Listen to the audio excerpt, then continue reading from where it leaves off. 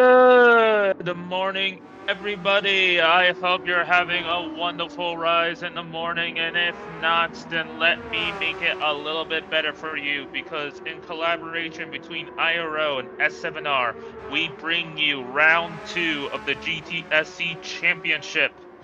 Today, we are in the wonderful, bright state of California, specifically at Laguna Seca. But before that, let us go over to the schedule on the right-hand side.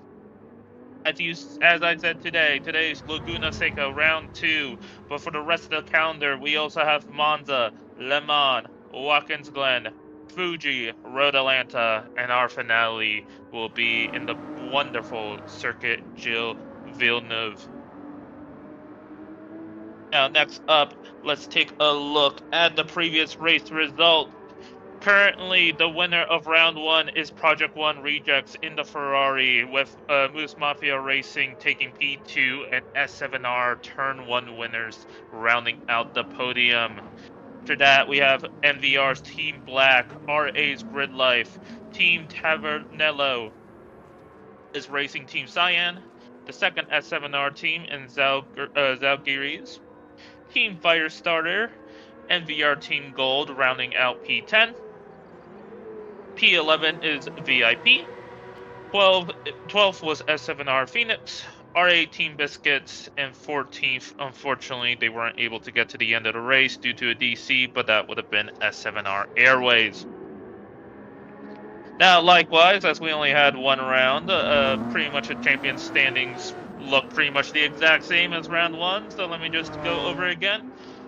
P1 Rejects, Moose Mafia Racing, S7R Turn 1 are the podium standers at the moment. NVR Team Black, RA Grizzlies, Team Tabernello, Vez Racing Team Cyan, S7R Zalgiris, NVR Team White, Team Firestarter, Victory and Performance, S7R Phoenix, Team Biscuits from RA, and S7R Airways rounds out the championship order. Now, over to the right side, you will see some of our rules for today. Qualifying, well, let me just go over the basics. Qualifying is going to be a 15-minute qualifier, only 1x tire wear, no fuel usage. During the race, we will have 2 stints, just like the last round. 67 laps for both stints. Tire wear and fuel usage will be both at 1 with a 3 liter per second refuel rate. Stint 1 will start at a full tank of fuel, while the cars for Stint 2 will only be at 5%. They're going to have to refill when they are waiting in pit stops. Required tires are going to be a mediums and a soft, so all the drivers in both stints are required to take both tires. The only tuning allowed is brake balance, heavy damage. We have a little bit of set weather, and it's going to be location based with a variable time at 1x. Speaking of Laguna, let's go over the track map. We have 11 corners in total, as I said before, the wonderful state of California.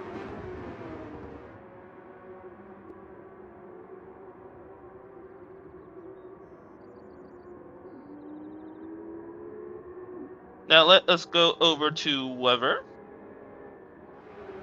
As I said, it's a little bit based on the actual real-world weather at Laguna right now. So in the for the qualifying, it's going to be in the late morning with CO4, a little bit of clouds. Then for most of Stint 1, we will also see CO4 to CO5. And then for Stint 2, we will see all the drivers in the afternoon with CO5 and CO6. Now, for those going to be watching the entire stream, we have set up this little bit of a spotter's guide. So all the cars that you see are the cars that you're going to see for Stint 1. And above them, you see their number, and you will also see the drivers that are currently on their team. So, if you just want to figure out what car you're currently seeing, just take a look at this, and you will quickly figure out who's driving for the team and what the team name is.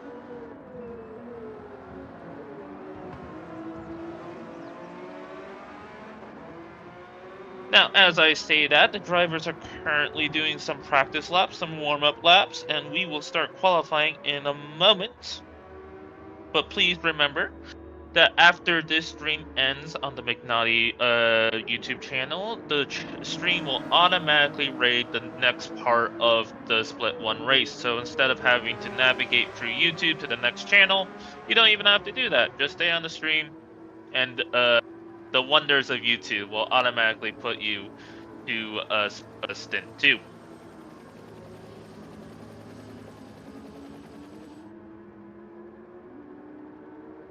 As I say that, we, I believe, have a calling for about 3 minutes before qualifying. So to go over the race one more time, these are all Group 3 cars. All these guys are on the BOP. There is no tuning whatsoever besides brake balance. And all these guys are going to really have to punch in a good qualifying lap. Laguna is a very notorious track of being a kind of small, kind of tight. Not many overtaking opportunities. And with that, you really have to solidify your track position early on and hope that you aren't able to be overtaken, and hopefully you can just work your way up towards the grid. But at the same time, it is a 15-minute qualifier, so it's going to average out all these drivers pretty nicely into the grid. And we're just going to see kind of a variation between two strategies at the beginning, right? Because of the mediums and the softs, all these guys are, as such, going to be required to start on the mediums or the softs. If we're going to start on the mediums, we're expecting these drivers to stay out until lap 35 to lap 40. That's going to be the pit window. And they're going to go to the end on softs. Likewise, if they're starting on softs, we're going to see them go to around lap 25 to around lap 30, roughly, until they go into the pits and take the mediums all the way to the end. Fuel saving isn't going to be very strict. Some of the heavier cars, like the Vipers and the Mercs, may have to fuel save a little bit. But for the most part, it's not going to be that much of a fuel race. It's going to be much more of a consistency race. You just got to put down the fast laps and hope you don't make any mistakes. And if you're lucky, you don't take a trip out into the gravel. As I say that, we're going to start here very soon. As you hear all the engines in the background, we're getting a signal that we are going to start very soon here.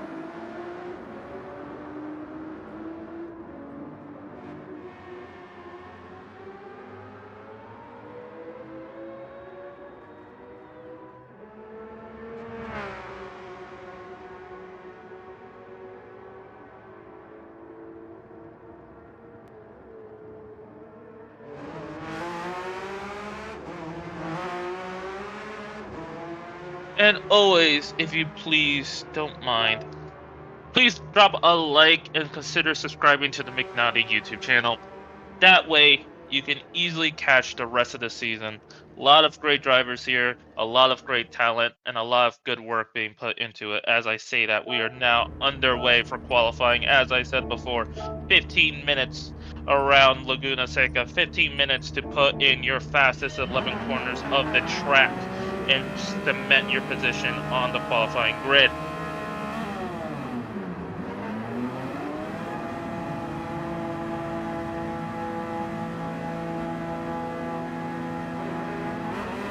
Roars of the engine sound amazing as we are on board with Inuyasha in the Porsche, currently exiting the pits. Everyone is probably going to space themselves out. Oh, he backed up. But currently now, moving the camera on the Truth in the Nissan GT3. Currently the lead in terms of all these qualifying participants. They're going to start out trying to get to the end of the track as quickly as possible, but the ones behind Truth will space themselves out correctly. As you see, all these drivers, 4 overall gold drivers with 1 bronze driver, taking on the mantle of the number 17.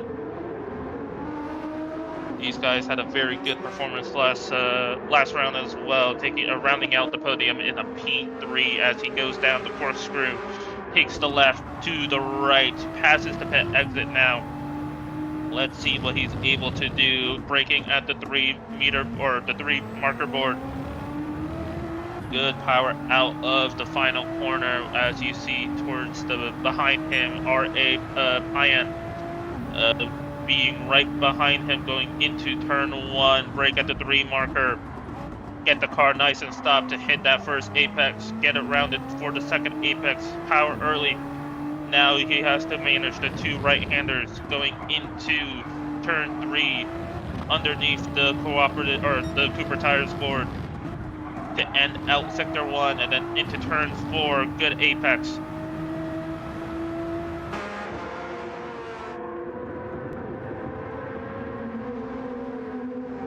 Now we go up the hill again underneath the Laguna Seca / BP overhang into the fast stinker. Gets the car nice and settled throughout the corner, not going out wide, and then into the infamous corkscrew.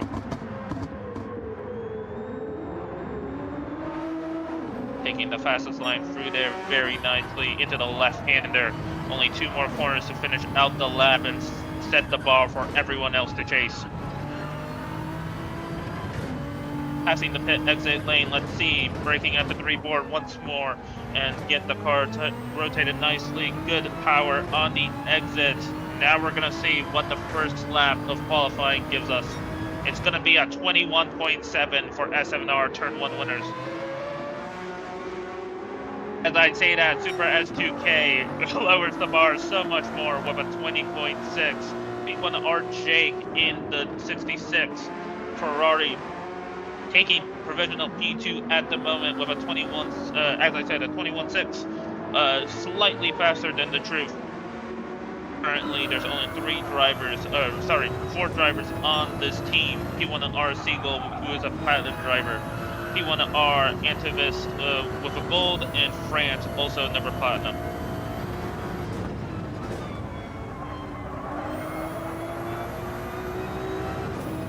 As I say that, we have a few extra times on the board. P1R Jake being dropped down to P4 at the moment because RA Shred and Inu Young gets a slightly better time, 21 lap to 21.2.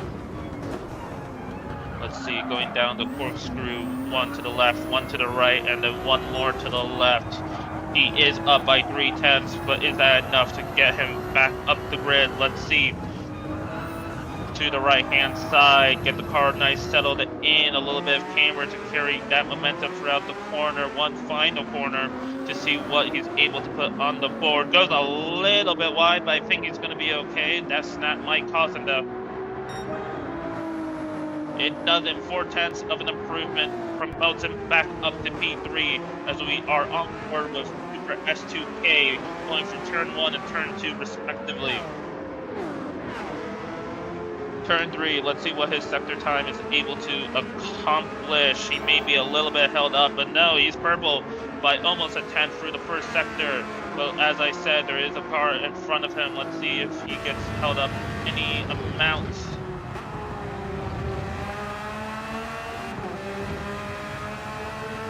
A little bit of slipstream going up the hill. This is probably the best spot for said slipstream. Not encumbered due to the slipstream through that fast left-hander, and now going down the corkscrew, what is he able to produce?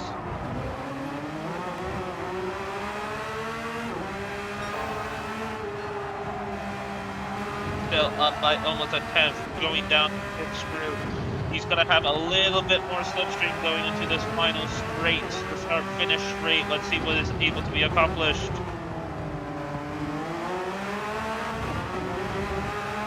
Has to stay patient on the throttle, but I don't think it's going to hurt him too much. Down by half a 10th, and as I was talking about that, Monkeys was able to get up P1 with a 20.624. Very close qualifying between the top 2 runners.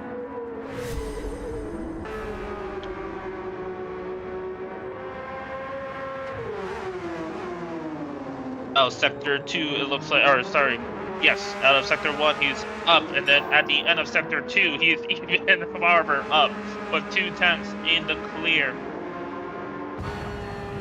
in that number 44 Porsche, taking the right-hander, the fast one, passing the pit entry, going into the final corner. Let's see what he is able to produce, and let's see if Super S2K is able to have any response. Because currently they're going to need a 20.5 to take pole position away from Monkeys.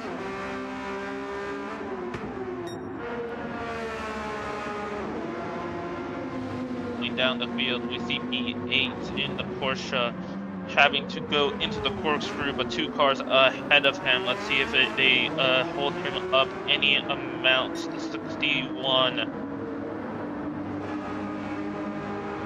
is a little bit slower than his PB currently out of the corkscrew. May have to just set himself up for another attempt.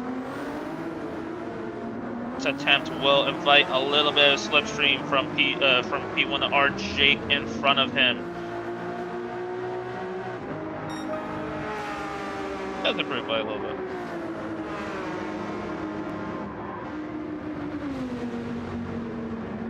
Currently on board with MMR's Moose in the Viper. This car was very much a fun showing yesterday, as we see someone out in the gravel. I believe that was P1R.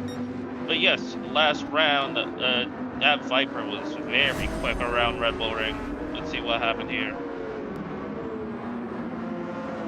Let the Porsche by. Oh.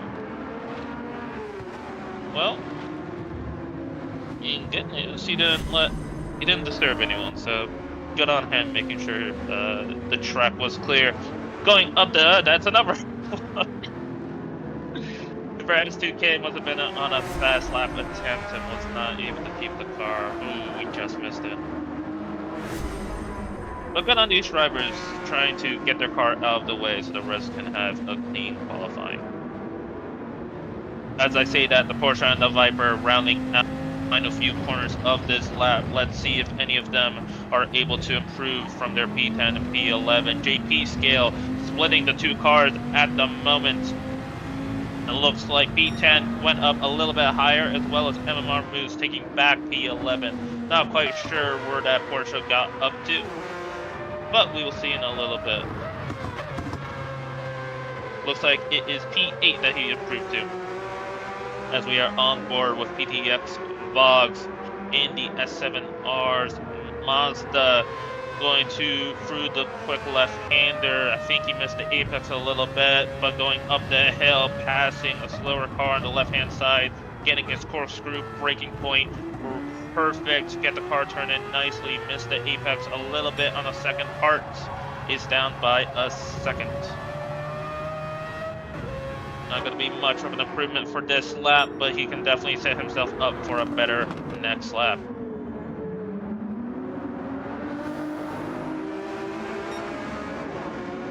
The Dirty 3 improves on his PB by 2/10 so far.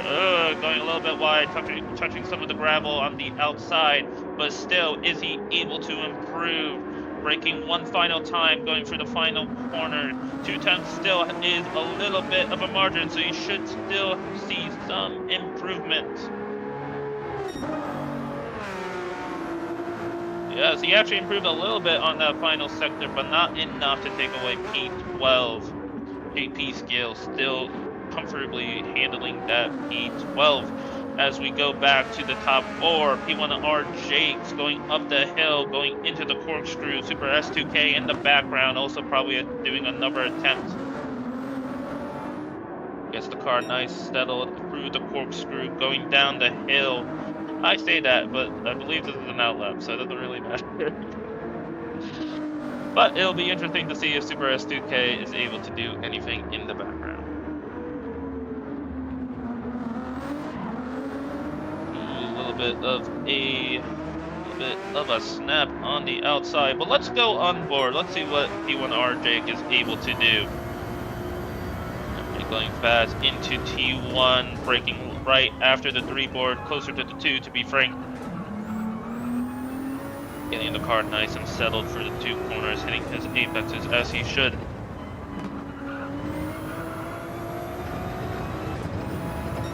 Looked like a little bit of a snap, but it doesn't matter because he's up trickery around here. You gotta balance yourself on these curves, on entry, on apex, and on exit to get the most that this lap is able to provide. Nice power going up the hill for the first part. The quick left-hander avoid the sausage curve in the apex, and he's able to do so.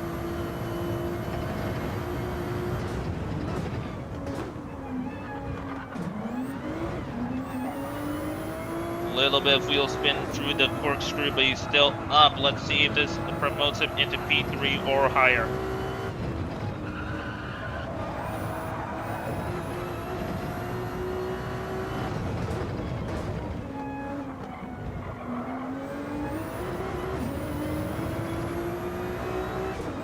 A clean final sector. Let's see what he's able to put on the board. 2/10 up, but just not enough. The top three have a stranglehold for those podium positions so far. RA Shred crossing the line in the Audi. Let's see what he's able to. No, that was an outlap. My apologies. But going into turn one, let's see what he is able to produce. The Audi should be one of the stronger cars around here. The mid-engine. Out of production, actually, now that I remember it. Audi stopped their GT program in real life, unfortunately. But let's see what he's able to produce with this legacy car. Light improvement in Sector 1, but it's not going to be enough if he's hunting for a better position.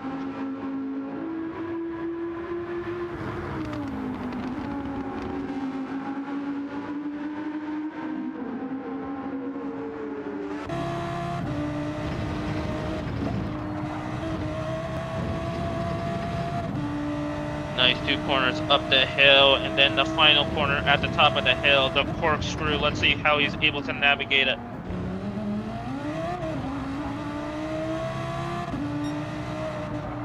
2.5 tenths up, or technically a little bit more, and a clean exit out the corkscrew, the right-hander. Let's see, misses the apex a little bit, but it shouldn't hurt him too bad. Into the final corner, brake after the 3-board with this lighter fuel tank that we're seeing. Good power onto the curve. Super S2K ahead is able to improve a little bit, but Monkey still has provisional pull. Shred is able to improve by 1/10, but it's just not enough to get him up to P4. Shred's R8 teammate in the Lexus, the number 3, going up the hill, trying to find some sort of improvement to improve his qualifying position. Let's see what he's able to do.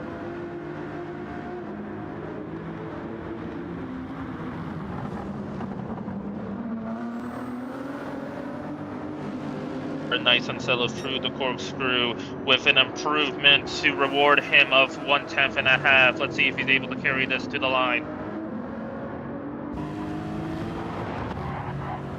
Ooh, a little bit of a snap on the exit of the penultimate corner, but he shouldn't have lost too much time.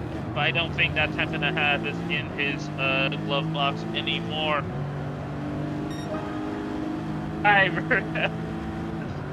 Color me surprised. A 10th and about 700th of an improvement. Gets him ahead of the RA trio. Ahead of Fred as well, taking that P5 in great fashion.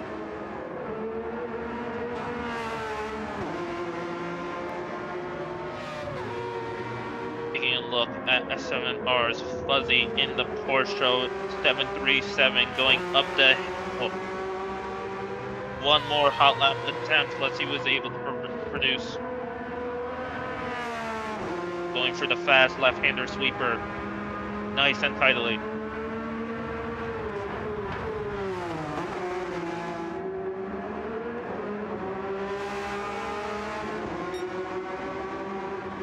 A 10th up, exiting the corkscrew. Let's see if he can keep it.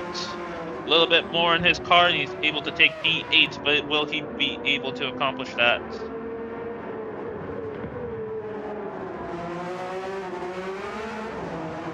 A little bit wide, almost into the grapple trap, almost loses the car, but is able to keep it on track. But I don't think, yes, we're not going to see any improvements. If he's able to showcase that so far, he may be able to take P9 right at the end. P1 RJ was able to improve his position up to P3. A little bit of a snap on exit. Let's see if he sets himself up for a better fast lap on the next run. I believe we saw 2 cars going to T1, so hopefully he doesn't get caught up by them. VIP JP scale improves his position with a 21.8. That promotes him back up to P11, I believe. Through the first sector, a little bit down by a 10th. Let's see what Monkeys is able to produce. Currently holding on to a strong P1 with that 20.2. Through sector 1, going a little bit wide on T3, but doesn't hurt him too much because he's still up.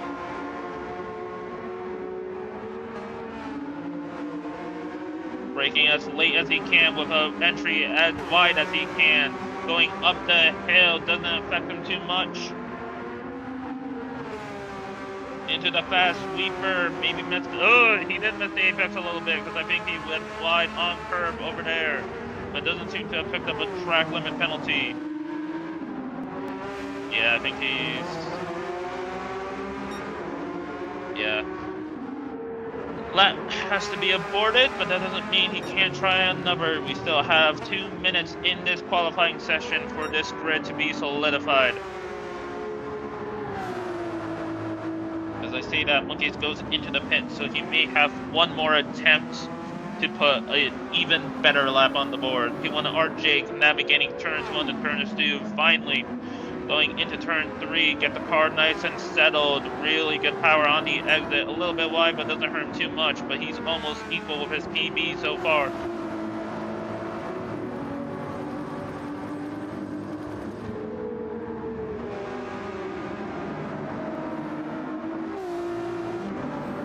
Up the hill, passing P4, 2 cars ahead of him, but far away enough to not make much of. Ooh! Gets a little bit wide on entry, causes him to slump through the fast sweeper, and he's not able to keep it. But if he gets in the line quick enough, he should be able to go for one more attempt. As we see some of the other cars going through the corkscrew, P10 isn't able to make any sort of an improvement on his PB, but as I said, one more lap. One more lap.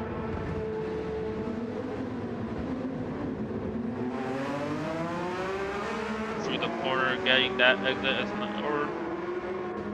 going through the exit as nice as possible.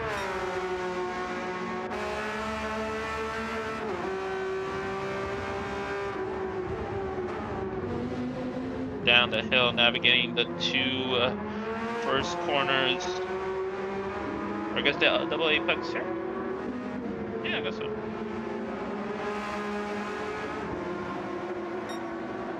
'61 car makes a half of 10th of an improvement so far. If he keeps that improvement, that will be enough to promote him up to P9, but let's see if he can produce anything else for the rest of the lap. Starting the track up the hill, nice and fine. The fast left-hander, that's where we see a lot of laps go away. But he takes it pretty well. The top of the hill, going into the corkscrew. Get his early braking. Ooh! I think there was a little bit of a slide on the rear end, was able to keep it, but it doesn't let him keep his 10th, or half a 10th up. MMR Moose in the Viper, going through the final corner. Does he make any sort of an improvement?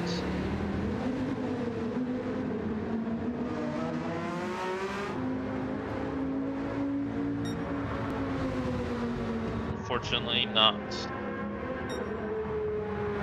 P10 and P11 are solidified so far, but there's still a few more cars on track. Unuyasha down a 10th, not expecting to see much of an improvement in the final sector, with only 2 corners left to go. But that doesn't mean it's not going to try. Going a little bit wide on the penultimate corner. Doesn't hurt him too badly. Ooh, a little bit of a power slide. Corner, does that see any improvements? Unfortunately not. Super S2K and P2, the only one that can truly hold a candle to Monkeys. Is he able to see any sort of improvement in this final lap? Truth getting away before the final corner. Super S2K using everything that track has to offer.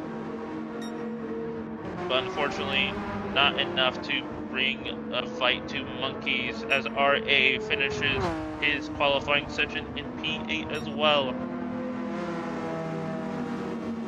These are your 1 and 2, your pole position, and your second place starter, both in the Porsches. We will go over the qualifying order. As I said before, your pole taker for round 2 is Monkeys in that Porsche with a Super S2K following close behind, only 3/10 between the two. P1R Jake in the Ferrari takes P3, rounding out the podium starters. Inuyasha, again in the Porsche, takes P4. Then we see the RA duo of Street Tom in the Lexus and Shred in the Audi in P5, P6 with S7R's Truth splitting the trio. With RA Pion in P8 in the Porsche, and then rounding out the second half of the grid, S7R's Fuzzy taking P9 with Ramaz in P10. MMR's Moose in the Viper taking P11 at VIP JP Scale in 12th with the 911 one more time. In 13th, we see Rick Bull in the 296. And then PDX Boggs finishes out our qualifying order in the RX Vision. As you see, all these cars. So in pole position is S7R Zalgiris with Monkey. And then MVR Team White taking P2. And then Project One Rejects in P3. We are getting an announcement of a tire check for all the drivers today. Now, you will see that everyone will start off the line, but that's technically not the start of the race. All these drivers are going to do one tour of the lap and then get themselves in double file line right before or right after the corkscrew. After that, they will take themselves out onto the main straight. And then once they cross the penalty line, that is their starting line.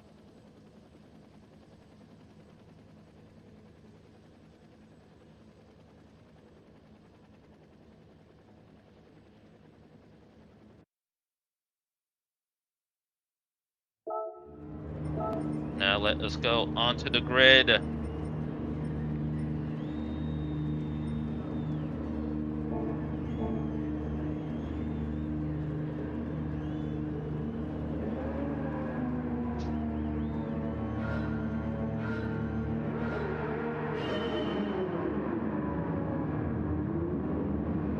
Everyone going off with a slow launch because there's no reason to race quite yet. All these drivers are going to save as much fuel as they can until they get down to the corkscrew. In the meantime, these guys will also try to warm up their tires by wiggling around the track. Maybe do a little bit of a burnout towards the end of the track as well. To remind everyone, this is a 2-stint race. So whoever crosses, so these drivers are not going to go to the line. At the end of lap 66, they are all going to go into the pits. And then once they stop at their pit box, their teammate, who's in another lobby, will start stint 2 respectively of the race. And like I said, once this stint 1 stream ends, you don't have to do anything. We have the magic of YouTube, and it will raid into the next part of the race for stint 2.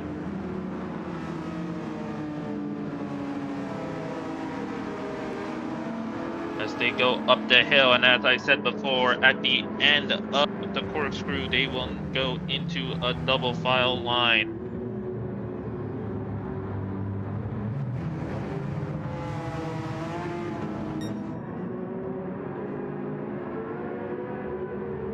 We are now seeing this double file line start to form with a speed limit of 50 miles per hour.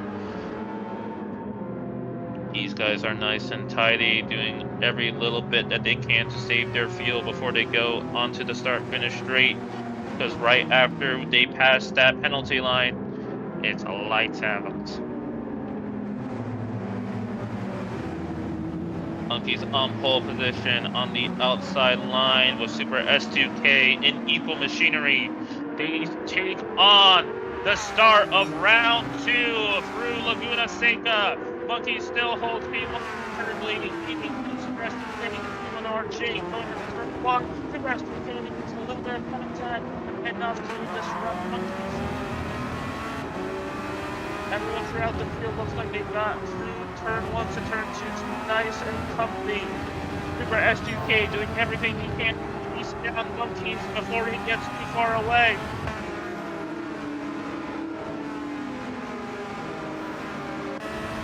P5 tries to go for a look into turn 4, but isn't able to do anything. Going up the hill for the first time this race. Everyone is in single file line, just trying to keep up with the car ahead. No one goes too far out wide through the fast left sweeper. Going into the corkscrew for the first time this race. Everyone seems to keep their cars nice and settled. No out of track excursions, but R.A. Payan gets a bad exit of the corkscrew. MMR Moose tries to go underneath, but doesn't have enough grip to accomplish that move.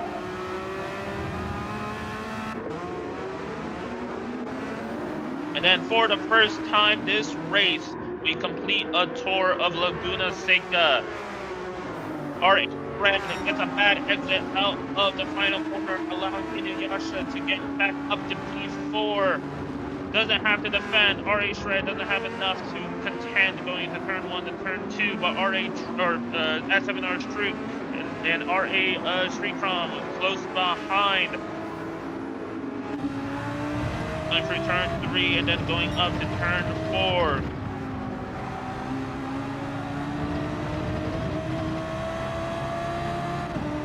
R.A. Shred has to keep an eye behind because Truth in the Nissan is right there, is able to do something, but chooses not to for the moment. Going up the hill. Slipstream doesn't catch out any of these drivers. All these drivers are just doing everything they can to keep in the train at the moment.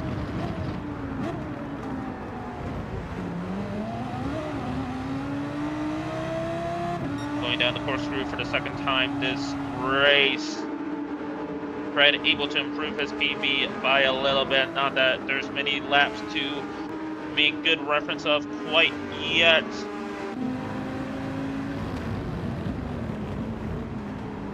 As we start seeing this train start to be produced, R.A. Shred at the top of the train order.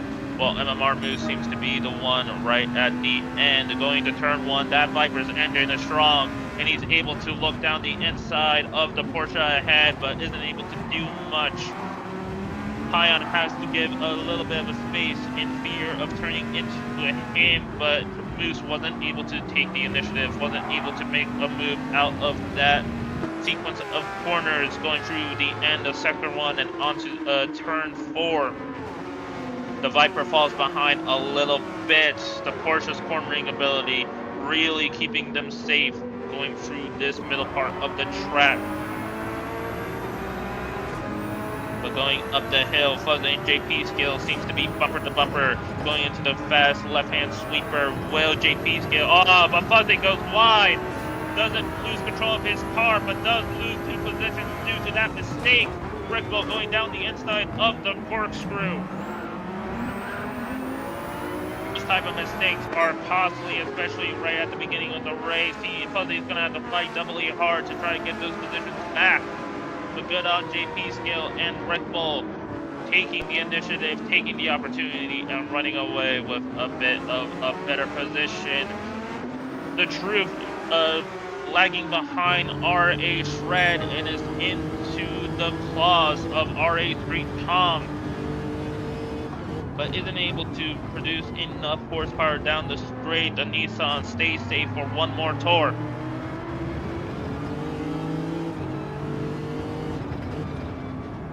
Going into turn 3, Truth still has a slight advantage in terms of his distance, but that doesn't mean Street Tom isn't warming up for a move.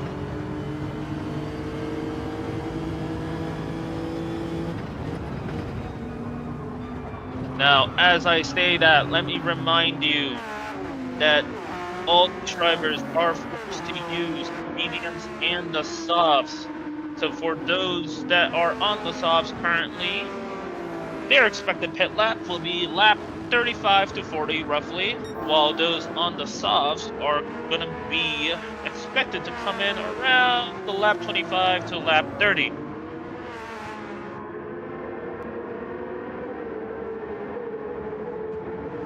Monkeys, Super S2K, and P1R Jake all separated by one another by a little bit over a second. The Super S2K is letting Monkeys run free, not able to do much to be able to give a response to Monkey's pure pace. P1R Jake is doing the same thing, just trying to keep himself in a nice rhythm to get to the end of this stint 1.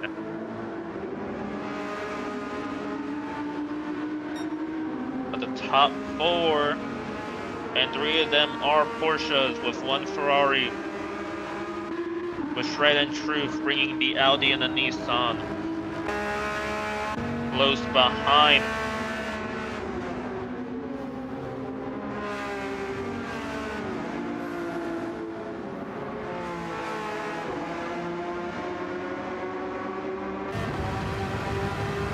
P12 and P13 going for the left-hander sweeper, going up the hill to go into the corkscrew, but Fuzzy isn't close enough to make a move.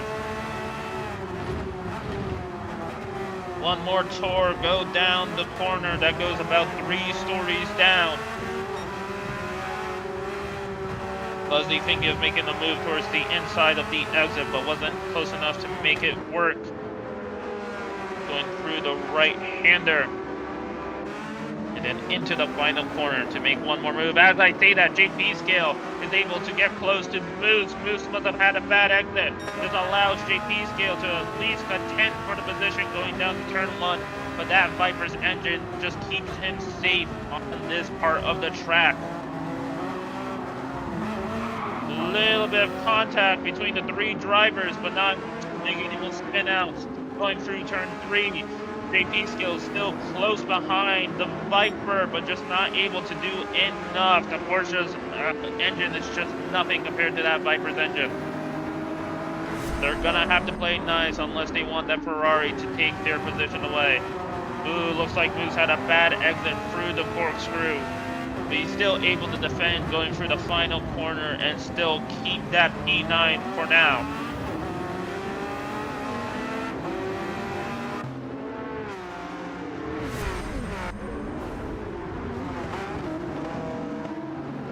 Oh, into the corkscrew! Red Bull goes for an opportunistic move, tries to go for a little bit of a dive going into the first apex of the corkscrew. Isn't able to make it work, but this does give Moose a little bit of breathing space going for the final sector. Rounding the final corner, let's see if Red Bull tries to do anything going down the straight. He's a little bit far away, so I don't think he has the power to make a move down the inside one more time. But this is the difficulty of this track. It's very difficult to make any sort of moves around here. It's such a small and tight circuit that realistically your best moves are going to be going through the corkscrew or down into turn 1. As I say that, Truth goes a little bit wide out of the exit of turn 3. Doesn't lose too much speed, but the Lexus behind is hungry. He smells blood in the water, and he wants to make this P6 and do anything he can to make ooh, Truth gets a little bit wide on exit. A little bit of wheel spin. Bit of a snap, but not enough to hurt him. If Street Tom is able to make this move, it gives him so much more flexibility in his options, being able to push further up ahead, because it looks like at this moment the Lexus has so much more pace than the GTR. Going for the exit of the corkscrew, the closing speeds are humongous, but Truth is still ahead. Going for the final corner. Let's see if the Lexus is able to keep close and make some sort of move going into turn 1. GT3 Tom with a little bit of wheel spin at the exits. Not enough to make himself a contender for P6 quite yet.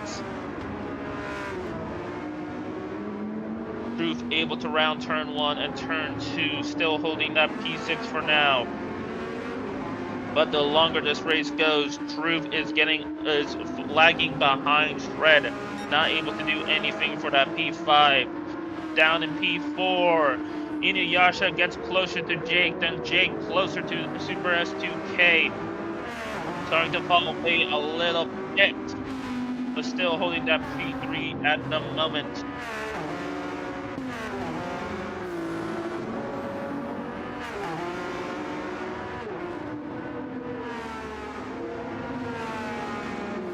JP Scale through the fast left-hander, still close behind, bumper to bumper with that Viper right up ahead. He wants nothing more to be able to just take that position and work his way up. I can't help but feel that he may feel that he's being held up and just losing on so much lap time purely because of this Viper. Oh, a little bit on the back. So you got side by side going into the final corner, but Moose brakes later. That's a slightly scrappy exit, but as I said, I keep saying, that Viper just has a way better engine than any of these other Porsches on the grid, and it keeps him safe for one more tour. JP Scale tries to go for a better exit, but still a little bit blocked by the Viper, unable to do anything at the moment. Going at the end of Sector 1 and the beginning of Sector 2. Moose makes a little bit of an error on the exit, but not enough for him to relinquish P9. Going up the hill one more time. Let's see if Moose is able to keep himself nice and steady through the fast sweeper. A little bit wide, a little bit of gravel, and JP Scale says that's just enough. Let's see, is able to take P9 well before, oh, but he brakes late! He brakes late into the gravel trap, losing P9, losing P9, losing P10, and it's now P11. Oh, I wonder if we have a replay of that, but it looks to me that he gets the opportunity he so longingly wanted, but just doesn't brake early enough. He was just too focused on where that Viper was and misses his braking point.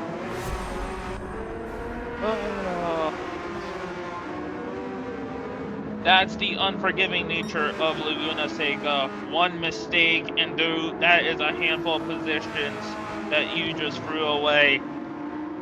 So difficult to overtake in this circuit, so easy to make a mistake.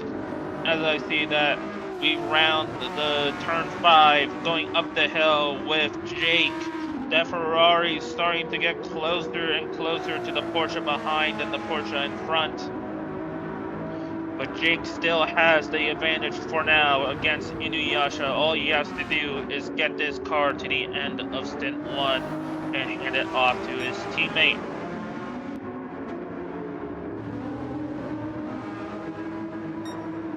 Struve giving himself a little bit of extra breathing space to the Lexus behind. A little bit of a gap growing there.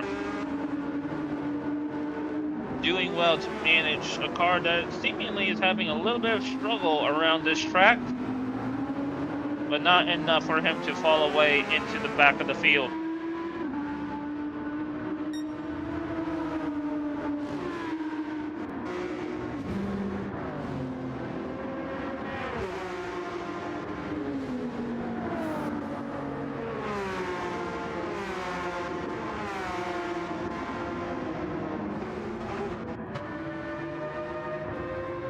As we see PDX Boggs at the back of the field in P14, 10 seconds behind Fuzzy, but that doesn't mean that his race is necessarily over quite yet. Oh, like I said, as we saw already, plenty of mistakes throughout the field, and it just takes a few of them to bring them knocking down the field and for PDX Boggs to get those positions back.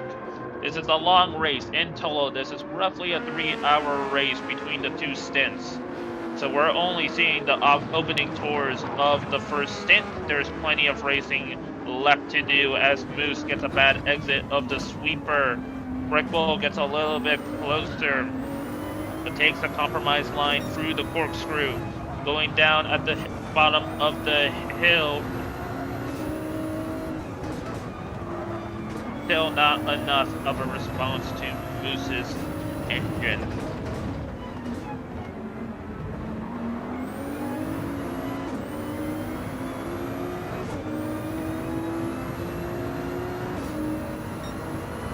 Even with that slipstream, that Ferrari still doesn't have enough legs underneath it to be able to keep up with the Viper in a straight line. Around turns 1 and turns 2 one more time. But the Viper's still holding that P9.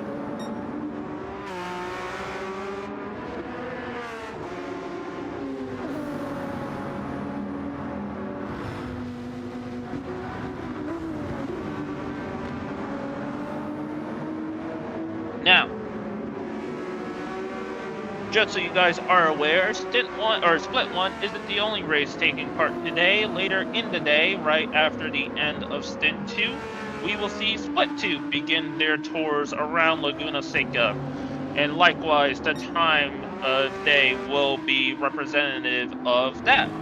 So today, right now, we're seeing a morning race going into the afternoon. The Split 2 race will be towards the end of the morning into, or the end of the afternoon into the beginning of the evening.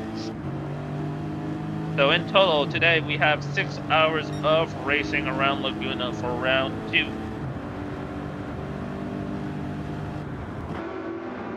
As we see the Lexus still chasing that GTR, doing everything he can to close the gap, but also to keep his tires in check. That number 3 is just wanting to do everything it can to make its way up the field.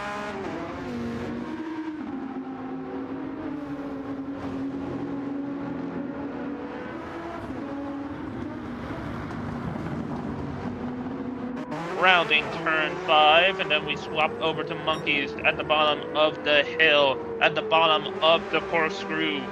14 laps in, 13 of those being racing laps, and he already has a 4.5 second advantage over a Super S2K.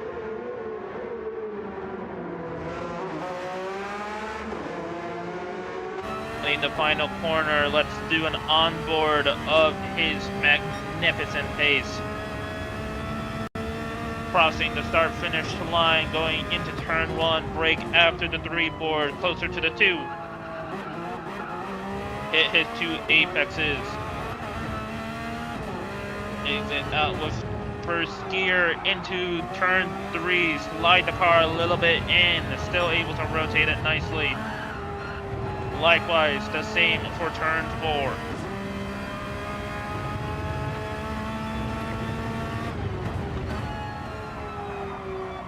Beginning of the uphill section of the track.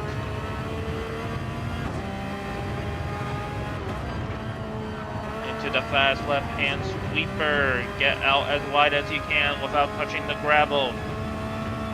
Final part of the uphill and into the corkscrew. Hit your first and second apex. Try to get out wide before the beginning of the final part of the corkscrew to get the power down nice and early.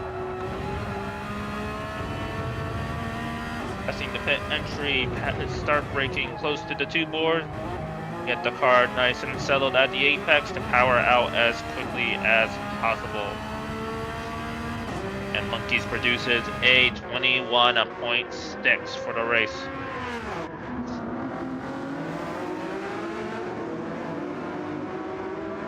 Now, as the day goes by and these fuel tanks get lighter and lighter, we will see the race laps go a little bit faster, as the weight is a pretty big limiting factor in terms of lap times around this circuit. Inuyasha gets a little bit of a snap at the apex of turn 2, but is still able to keep it on track in his forever quest of trying to hunt down that P3 position.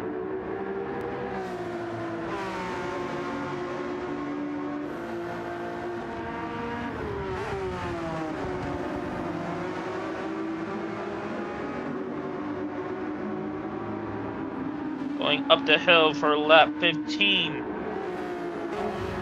These drivers are still doing everything. Ooh, a little, as I say that, a little bit of a to make him lose the car. Get some dirty tires for the first apex of the corkscrew.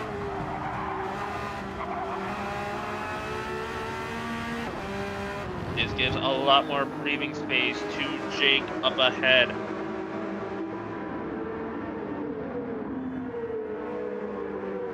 At the bottom of the pack, it looks like JP Scale must have had a bit of an incident because he was fighting for P9 but is now all the way at the back of the pack.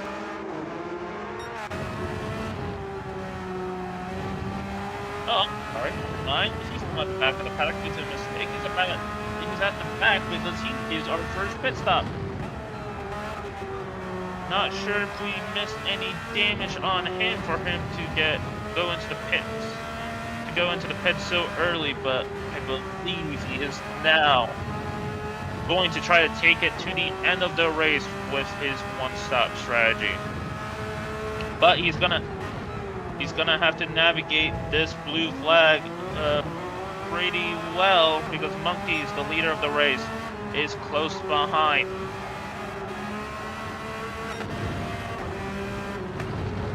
He's rounding the penultimate corner and just wants that extra Porsche out of the way so he doesn't have to worry about anything in front and just has to worry about what's behind him. Going out the exit of the final corner, JP Skills goes to the left, gives an open lane to Monkeys.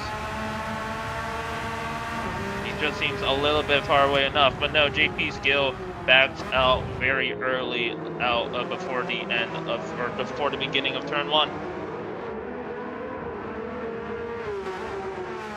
It's very interesting to see how comfortable these drivers are with their cars. A lot of them are not scared to take a little bit of gravel at the entry or out of the exit of these corners, despite the vast endlessness of this desert that awaits them. Now the P3, Inuyasha, even with the mistake, still has better pace than the Ferrari up front, closing the gap ever so slightly.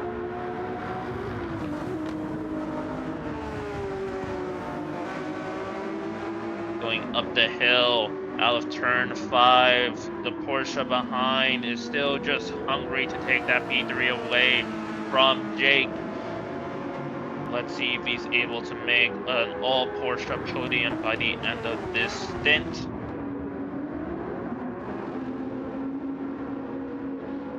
Truth still chasing Shred, but still falling away to him from him, but still getting chased by Street Tom behind. That Lexus must be incredibly annoyed that he still hasn't found a way past the GTR. But at this point, he may just be settling down and try to start thinking about an undercut. Of the exit of turn 11. The Lexus gets a bit of a snap, unable to make any sort of response going into turn 1. And that's the beauty of this GTR. It may not be the fastest car on the field, but it is one of the easiest to drive, allowing just so many consistent laps to be put down on the board. Inuyasha even closer than the previous lap, less than around half a second behind the Ferrari. But the closer he gets, the harder he has to fight through the slipstream. Up the hill! Out wide, must have hit the sausage curve. Takes on so much gravel and all that pace that he was using to catch that Ferrari. Sadly, just not enough. Losing about 4 seconds from his PB with that one mistake alone. But luckily, Shred and the Audi, it was not close enough. But Truth must have either gone in or must have made a mistake. No, he seems to have gone all the way down. Let's see what happened here.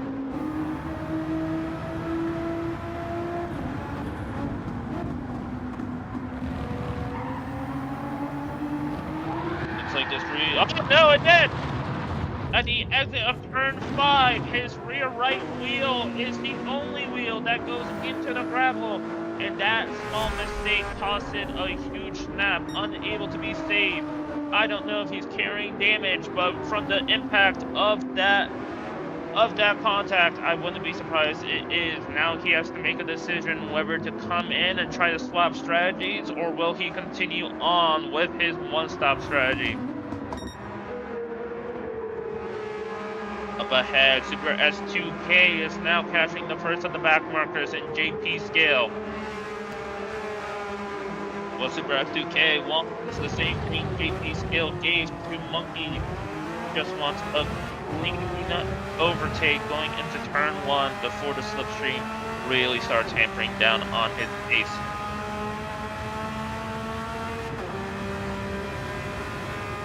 Getting word that yes, Truth does have damage due to that snap. The JP scale doing a good job to get out of the way of Super S2K. Neither of the top two loses that much time due to the first of the blue flag cars.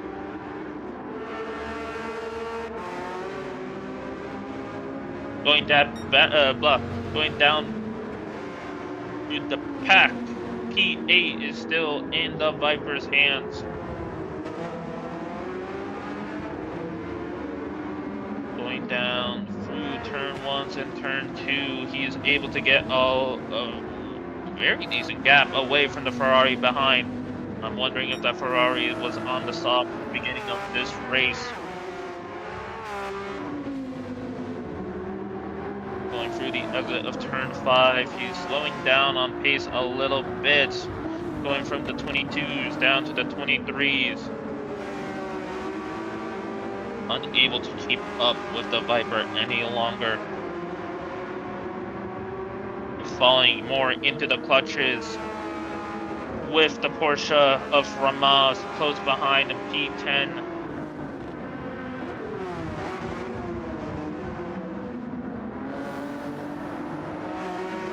Going through the corkscrew nice and tidily, doing everything he can to just close that distance to the Ferrari ahead. Rounding through the penultimate corner, still holding roughly the same distance as he did at the beginning of the lap, but still trying to keep an eye on Fuzzy behind.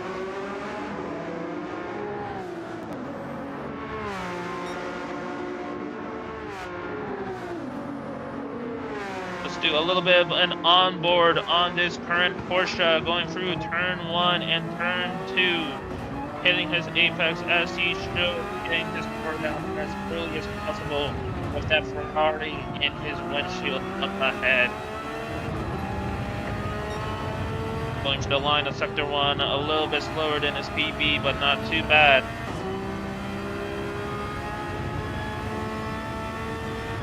You know, I want to say it can be difficult to just keep, you know, focus with your pace with so many cars ahead.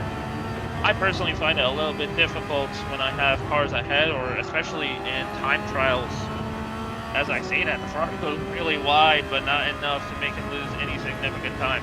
I find it a little bit difficult to follow those through time trials, and it's likewise the same thing in racing conditions with seeing so many cars ahead. Going at the exit of the corkscrew, Ramaz just not having the grip to get the power down as he needs on exits, but doesn't lose too much time to the car ahead.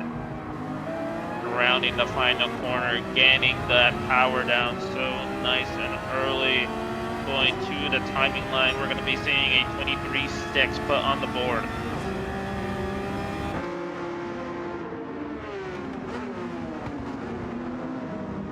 Nice work indeed to all of these drivers. But the question remains as to who will be the first of the medium runners to blink and go into the pits.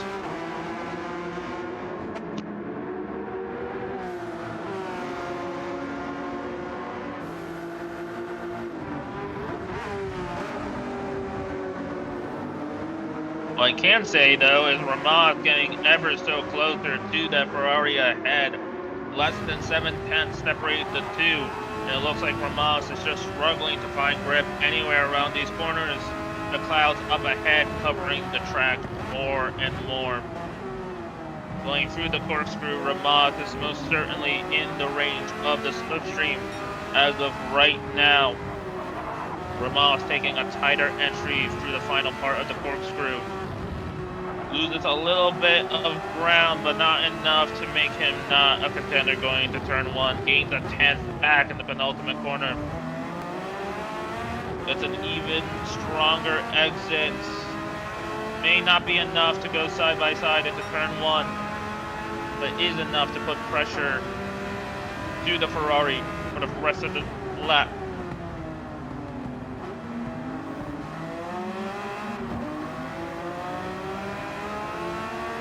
Red Bull just doing everything he can to just focus on the track ahead of him and try to ignore the Porsche closing in behind. Red Bull is most certainly on the softs right now, seeing that degradation of the lap times. So all he wants to do is just continue to extend these softs as much as possible to get to his target lap and try to get back into the pits with a fresh set of mediums. But he does go wide on exit, picking up a little bit of gravel, but not enough to take a track limit penalty. Both cars navigate the first two parts of the corkscrew nice and well.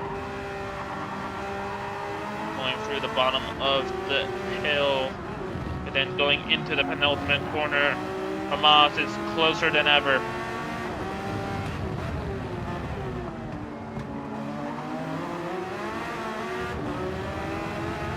Red Bull seeming to have a lot better mid-apex speed of the final corner, allowing him to stay safe for one more tour going into turn 1.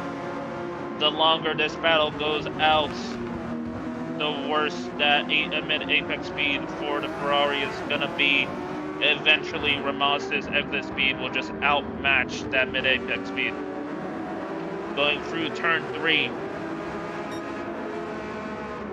Ramos now arguably is feeling the effects of dirty air and is going to make this fight a little bit harder for himself. But all he has to do is just keep his head into it, and eventually the Ferrari will make a mistake. Going up the hill for the 24th racing tour of the race. Red Bull doing everything he can to just keep that car behind, going for the corkscrew one more time. Red Bull just unable to have the grip that he needs to navigate that corkscrew, because now less than 3/10 separate the two drivers. A bad entry by the Ferrari. Will the Porsche look for a move down the inside?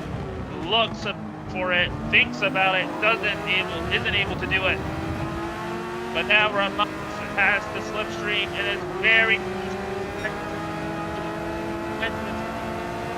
numbers is really the determining factor. The Ferrari has to go defensive. The Porsche is seen to the outside, unable to do anything at the moment.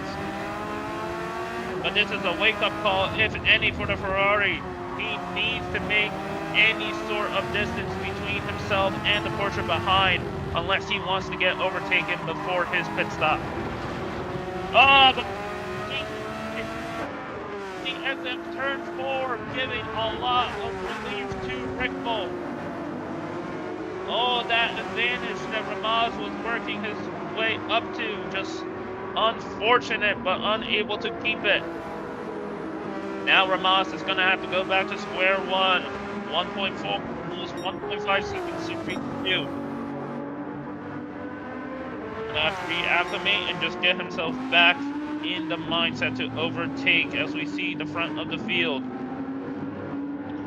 Alexis following close behind with his R8 teammate in shred with that Audi.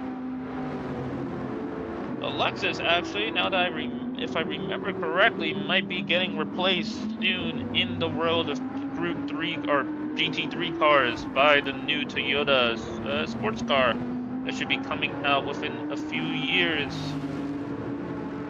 Strange to see how long that Lexus has stayed around in GT3 racing. I feel like I have not seen it not be in the competition.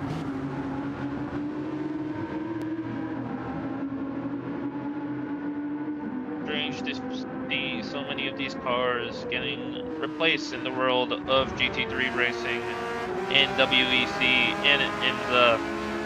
in the Petite Le Mans series, the European Le Mans series, and so many others.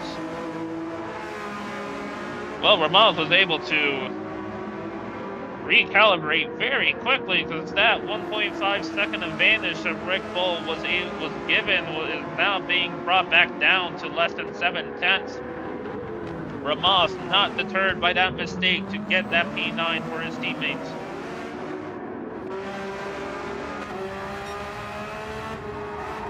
Fuzzy, though, is closer to Ramos than ever before. That mistake costing him dearly for not just a possible position up front, but he was close to losing a position behind. Ramos, a shark in the water, smelling the lack of grip that Ferrari is carrying on board at the moment. But he may have to get creative. Instead of taking a P9 into turn 1, he may have to think about going around the outside in the midsection of this track, or possibly trying to get an over and under. Rick Bull missing his apex into turn 3. A little bit of a slide on exit, but not enough to lose the position quite yet.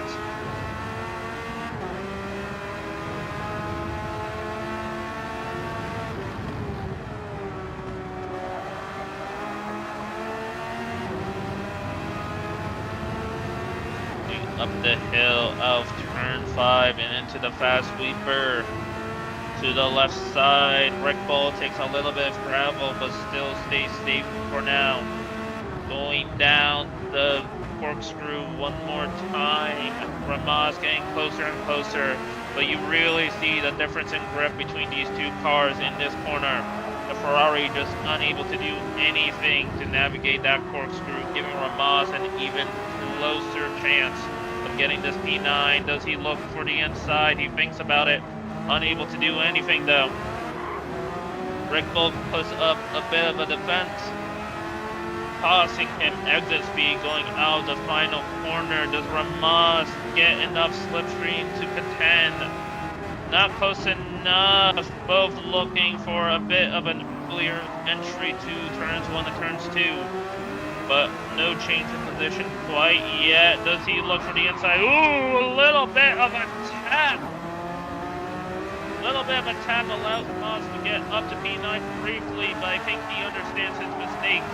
Gives back the position as all good drivers do, but he goes wide on exit as well. Fuzzy takes P9 now.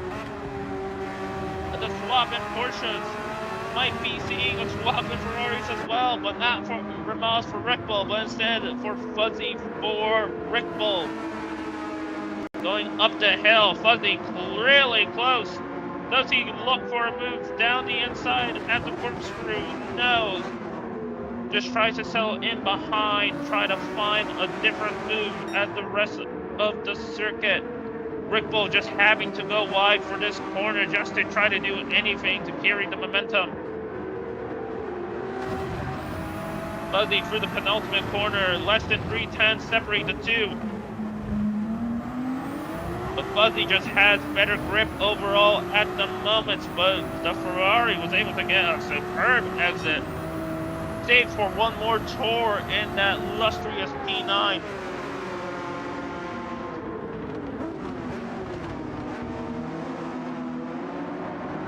Now the two Porsches behind are getting close to one another. Ramos must be infuriated because of his mistake out of this up-and-coming corner. But Ramos, probably knowing that his Fuzzy's condition is closer to him than the Ferrari's, is going to have to be a little bit more cautious if he wants to take away that P10 and work his way back up to P9. But like I said before, folks, this is the type of stuff that we see at Laguna. One mistake there, one mistake over here.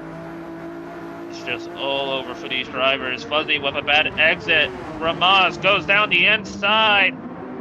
Brakes a little bit later and is able to take that P10 nice and comfortable. Fuzzy must not be having the grip that he wants to be able to work his way back up the field. Goes a little bit wide on the exit of the penultimate corner. As I say that, P13 is now getting lapped by our leader, Monkeys, in the Porsche. And pretty soon, he's going to be lapped by Super S2K. But Super S2K seemingly has worked down the 5-second advantage Monkeys once had, back down to 4.2, 4.3. Inuyasha is still trying to chase that P3, but isn't able to make any inroads yet. One of RJ still uncontended with that Ferrari. The duo of RA and Shred and Street Tom with the Audi and the Lexus still close to one another, but still holding in formation so far. With High-End in the Porsche getting a little bit closer, but somewhat being chased down by that Viper. And then back to the battle for P9. Ramaz still holding his P9 very well. But he leaves the door open slightly around the exit of 9. Got these drivers a little bit jumbled up together right now. But again and again, somehow, this Ferrari finds a way to keep his position. Porsche, though, is closer than ever with the slipstream. He looks for an inside move, but Rick Bull covers it off just enough. But Ramaz is able to go to the inside.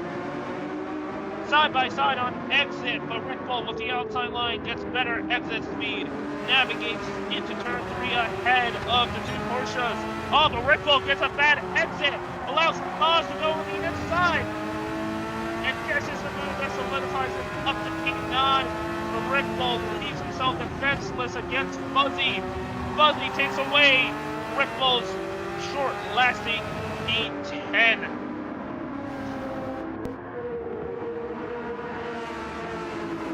Now let's see what Rick Bull does in terms of any sort of pit stop strategy.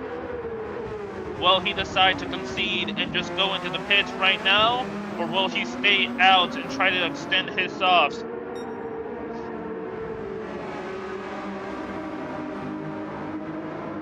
Going down the hill, it's very clear to see the pace deficit that he has compared to the two Porsches in front. And as I thought, he decides to go into the pits. He's going to be taking a set of mediums and try to work his way to the end of the first stint. As we see Truth rounding the final corner. Still seemingly carrying that damage with not the greatest lap times that he's able to produce. Fuzzy and Ramaz both ahead of Rick Bull finally. But one of these wants to be ahead of the other. Navigating turn 4 nice and calmly. Fuzzy not letting Ramaz run away with that P9 quite yet. Fuzzy already able to get ahead of Ramaz once before. He knows he has the ability to do it one more time. Ramaz misses his apex on the left-hand sweeper, but somehow still himself in P9 for the corkscrew. But he gets a bad entry to the corkscrew. Allows Fuzzy to get even closer. Does he go for that inside move? No, Ramaz blocks it off now. That causes him to get bad exit speed. Fuzzy following close into the penultimate corner. rounding it just fine. Now the final corner. Let's see if Fuzzy is able to use the slipstream to his advantage. Both getting fine exits as we see Drift behind, hitting with that mediums. He's going to go for an early stop and try to keep his softs alive all the way to the end. Ramon's able to do just enough for now. Stay ahead of Fuzzy. That's his game plan until the pit stop phase. Both working with their sets of mediums, but they should be going into the pits within the next 5 to 6 laps. That's what we're expecting. That's what the notes given to me by these wonderful drivers. Back up the field, Shred in the Audi and the Lexus still in formation with their other teammate in Payan close behind in P7. Through the final corner again, these guys are just putting down laps like they're practice laps. Consistency is really the key for this entire stint. They won't be able to win the race in this first stint, but they certainly can give a good advantage to their teammates going into stint 2. Back to the fight for P9. Fuzzy's still just trying to do everything he can. May have to start playing mind games with Ramos ahead to get P9 away from him.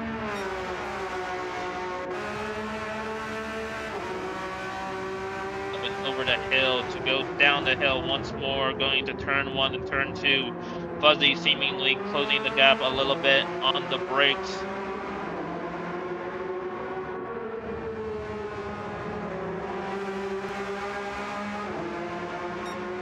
Through turn 3 and ending the sector 1 of the 35th lap. Both drivers noticing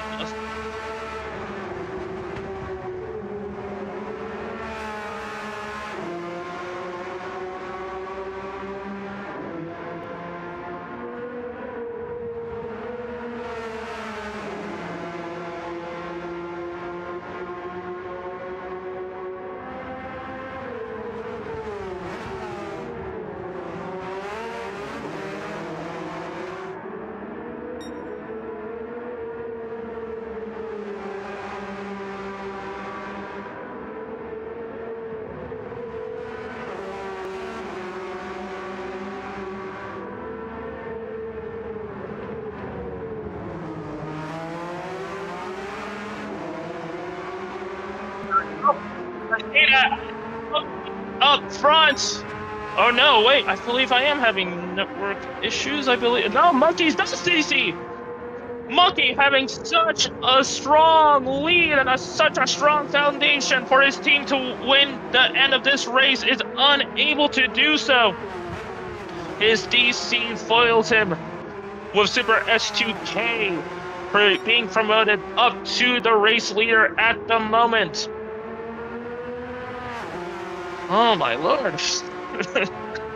Network conditions for me, and unfortunately network issues for Monkeys. But Ramos in P8 now with Fuzzy in P9. This battle still goes strong. Going up the corkscrew for now. Fuzzy unable to do anything to get enough of a run to make some sort of moves going into any of these corners. But Ramos makes a mistake in the middle of the corkscrew. Fuzzy takes full advantage, going through the outside and going himself up to P8. Going through the penultimate corner, Ramos must be very annoyed by himself, making 2 crucial mistakes, allowing Fuzzy to get back up to P8. And now it's a question whether Fuzzy has enough pace to outrun Ramos into the pit lane a little bit further up, because we're getting closer to these pit stop, folks. Let's see what happened here again. Going up the corkscrew, everything seemingly being fine. But the mistake comes after the first apex of the corkscrew. It looks like he put down the power a little bit too early and the grip just wasn't there. Gets a snap, pushes him out wide. and giving a clean lane for Fuzzy to take his P8.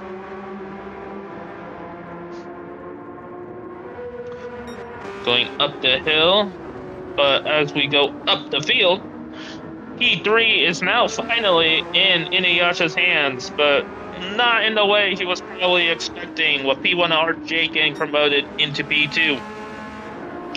Looks like he just lapped Truth in the GTR. The gap between the Ferrari and the Porsche behind being steady and consistent in 4 seconds. And as I spot, Ramaz is, I believe, the first of the 2 pit stoppers in P9 to take off his mediums and work the end of the race in with the softs. Will Fuzzy respond on this lap to try to cover off the Porsche behind, or will he stay out and try to get a stronger set of softs for the ending of Stint 1?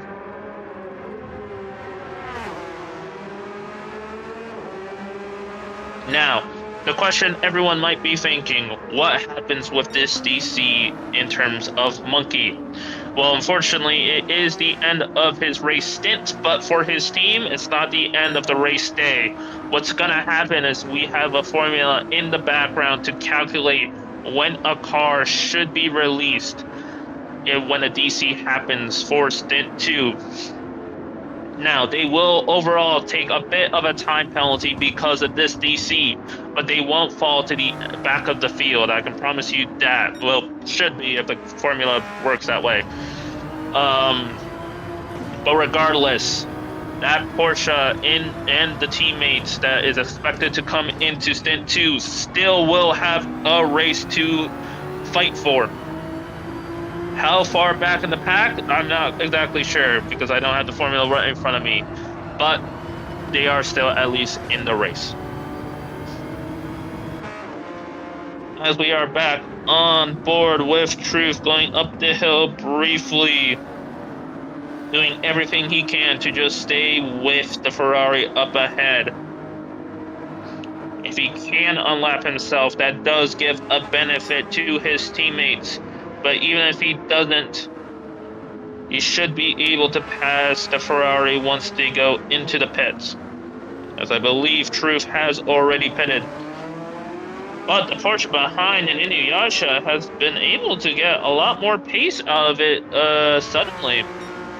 The 4-second gap going down to 3.5. RA Shred and now in P4.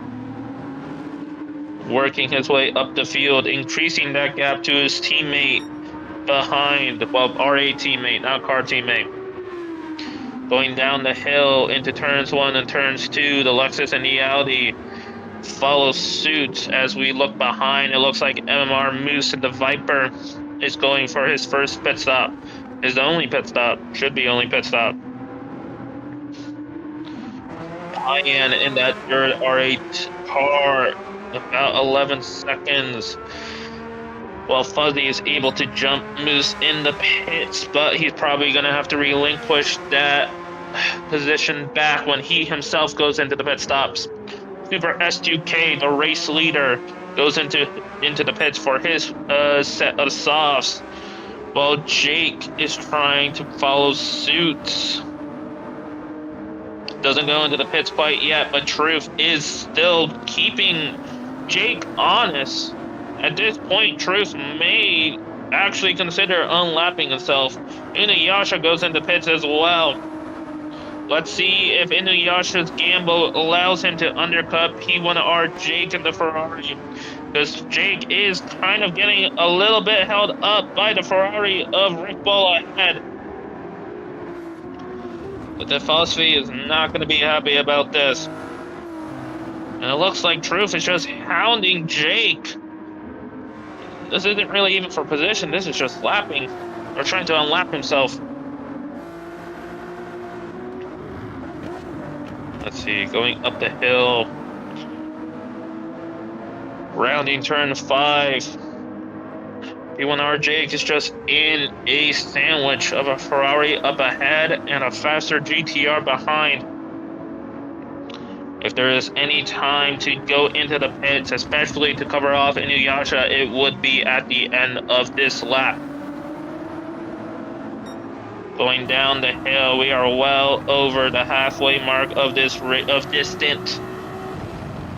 Following Rick Bull, let's see, what does Jake decide to do? He goes into the pits.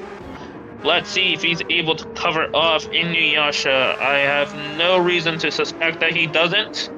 But with Jake going into the pits, Super S2K gets promoted back up to P1 with a 13-second advantage on top of Shred, but that advantage should be a little bit smaller once Jake gets up. Let's see, Shred and Street Tom don't go into the pits quite yet. Inuyasha following Super S2K in terms of strategy. Rounding the final corner, let's see, does Inuyasha have any sort of an advantage? I see Jake leaving the pits right now. Inuyasha just doesn't seem to have enough, but he is turning turns 1 and turns 2, while behind, Hyan and Fuzzy go into the pits. Will Fuzzy get caught by Ramaz with the undercuts? We will find out in a few moments' time. Moose rounding the final corner to eventually start his 40-second tour of the track.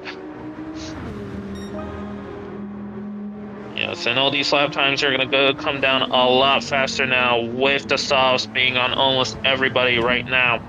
Only a few runners are on the mediums. Fuzzy exiting the pit lane, but I believe Ramaz is able to take P8. Yes, he does. The undercut works for that Porsche, but it's at the cost of having to work those softs a little bit longer than what Fuzzy is going to have to do. Let's see if Fuzzy is able to make some sort of move towards the end of the race when these softs are down on pace.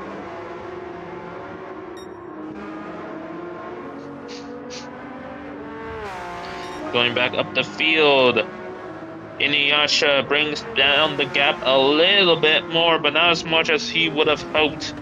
3.2 seconds separating the two.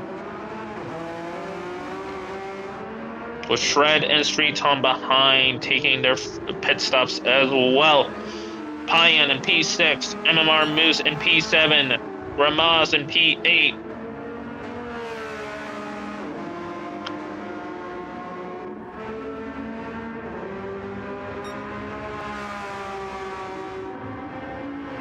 Payan starting to fall into the clutches of MMR Moose.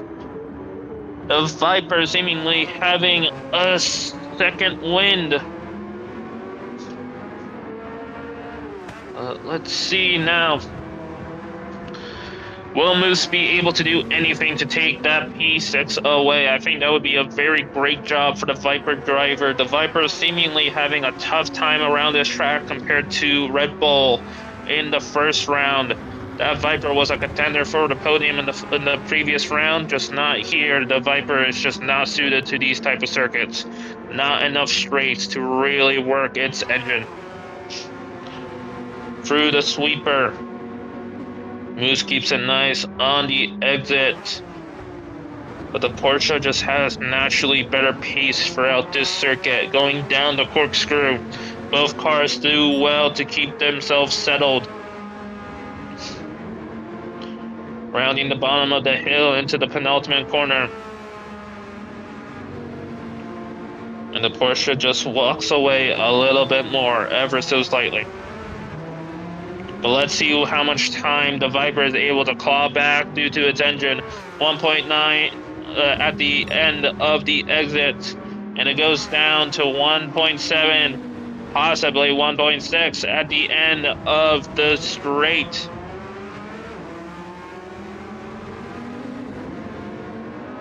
But unfortunately, the thing that Moose was able to use in round 1 is just not what he's able to use in this circuit. That Viper's engine is a strong suit. Its cornering ability, not so much. The gap between Jake and Inuyasha stays consistent. Both of them now really just hammering down laps to the end of the race. Like I said previously, these guys are going in at the end of lap 66. That way, these guys are able to go and talk to their teammates in their own separate chats. And once they stop at their pit boxes, they're able to go and finish out. Or they're able to go and signal their teammate to go and finish out the rest of Stint 1. But Inuyasha is able to go a little bit faster than Jake. That gap going down a lot more considerably than compared to the first set of mediums. Will Jake be pressured on?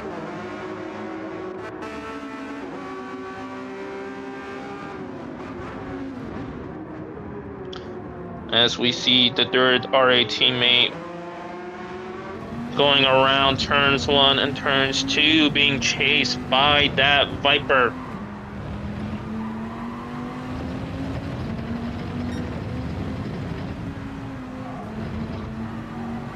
Not enough so far, but we will continue to see how this develops. Truth going into turn 3, falling close behind with the race leader, seemingly able to jump P1R Jake, mostly due to the fact that he had an earlier pit stop than a lot of the other medium runners, but allowing himself to get unlapped, giving his teammate Stint 2 a little bit of an easier time. Down at the bottom of the corkscrew, Ramos having seemingly better pace on the softs than Fuzzy in the exact same car, opens that gap up to 1.5, 1.6 seconds. But again, Fuzzy with the later pit stop will have a bit of a better advantage towards the end of the race. So Fuzzy just has to keep the car in there, and eventually that portion in front will come to him.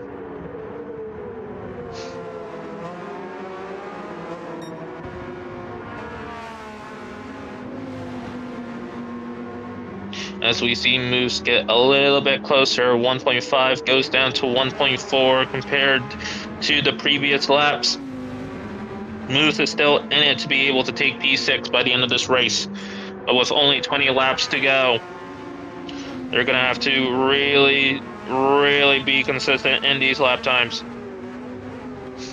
Inuyasha takes the fastest lap of Stint 1 so far with a 20.7. About 5/10 off from Monkey's pole position time of a 20.2.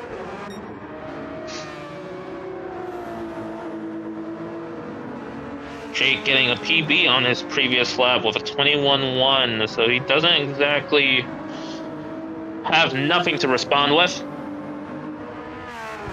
As I think I saw Super S2K getting purple on one of his laps as well. So he's definitely chasing that fast lap as well.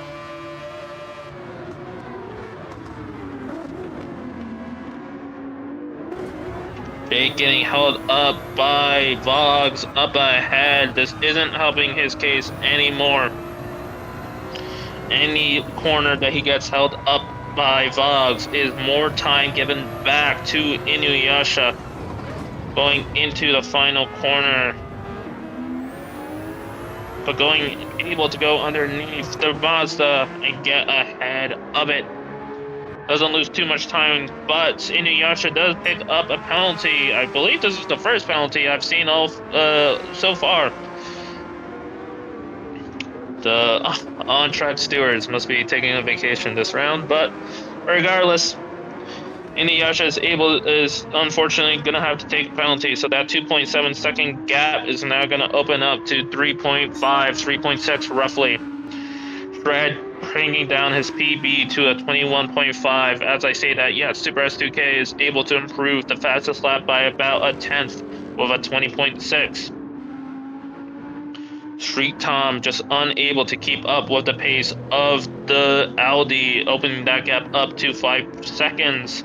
But his PB is fairly equal to Shred, so he may be able to make a bit of a comeback towards the end of the race.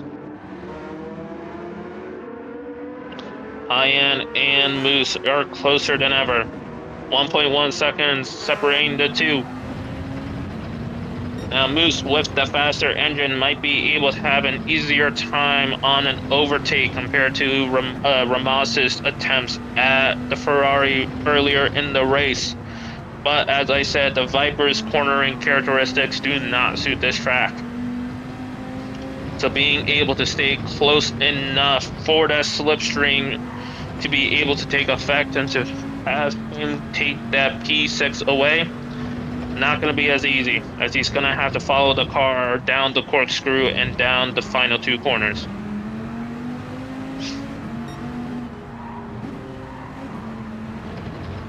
Navigating the bottom of the corkscrew quite well. 9/10 separate the two cars in this final third of the race.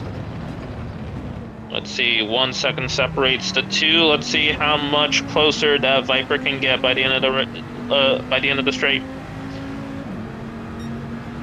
1 second goes down to 0.9, down to 0.8, down to 0.7. And it's arguable that the Moose is now in slipstream of the Porsche ahead. He just needs to keep up this pace, and eventually he should be able to be within a shot of that P6 that the Porsche holds at the moment.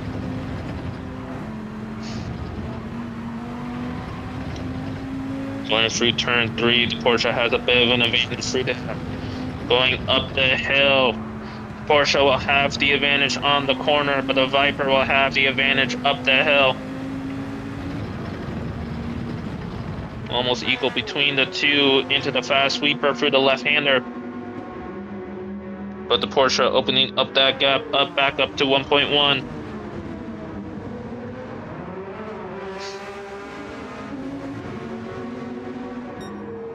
The Viper, if I remember correctly, also is a little bit tougher on its tires. As I say that, Moose goes out wide on the exit at the bottom of the hill, not helping his chances to get P6 before the end of the race. Swapping back over to the battle of the Porsches in P9 and P8. These two are getting chased by the race leader in P1 and Super S2K. Eventually, they're going to get the blue flags, and when they do, the Porsches are going to have to figure out when to let Super S2K by to not lose any time that they can afford. As I say that, yes, the two Porsches are already being given the blue flag. Now, these two don't want to let up any time by by giving up position to Super S2K. They want to keep close to one another while also not flirting with a penalty post-race by not following blue flag procedures.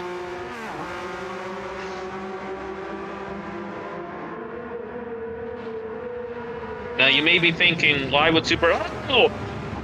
On the exit of turn 6, Fuzzy goes out wide, spins out the car. Proof seeing a yellow flag. Up ahead, his teammate wounded, just trying to get back up to pace. Proof getting promoted back up to P9. Fuzzy down to P10. Let's see what happened here.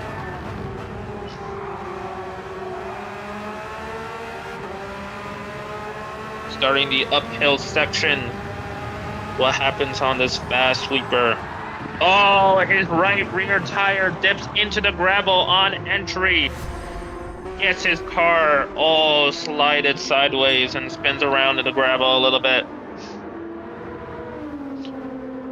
Unfortunate for Fuzzy, but great for Ramaz. He now holds that P9 or P8 very comfortably, 10 seconds ahead of Truth. Moose, with not as bad of a mistake as Fuzzy had, still needs to do everything he can to chase down Hyan. Ramaz now under no pressure to let Super S2K by now, since his closest adversary is unfortunately way further behind.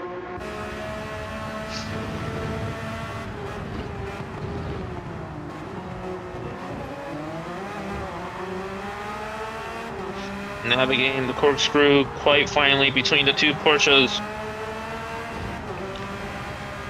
Will Ramos let Super S2K by on the start-finish straight? Let us see.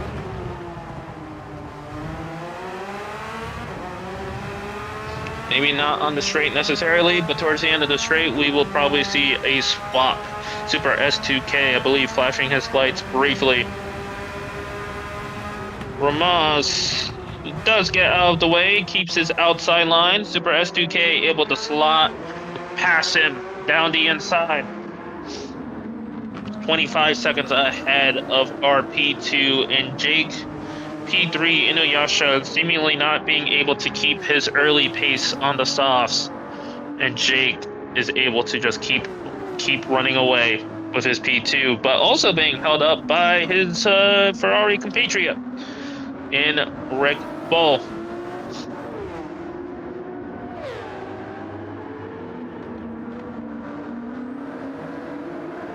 P1R Jake able to go down the inside of P3. Red Bull leaving that space open.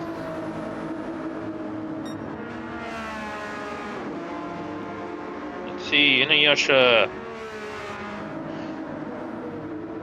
trying to keep that Ferrari ahead. Honest, but will he have enough time and enough laps to be able to make any sort of pressure? Maybe not, but as close as he can get for his next teammate is what he is trying to do.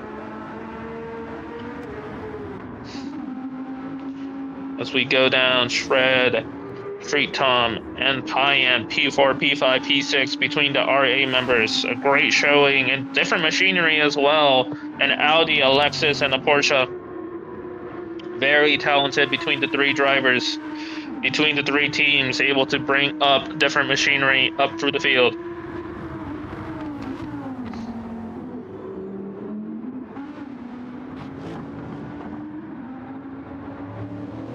The Lexus and the Audi navigating the corkscrew, with the Porsche not far behind. Still trying to improve their PBs on the day in these closing laps of Stint 1.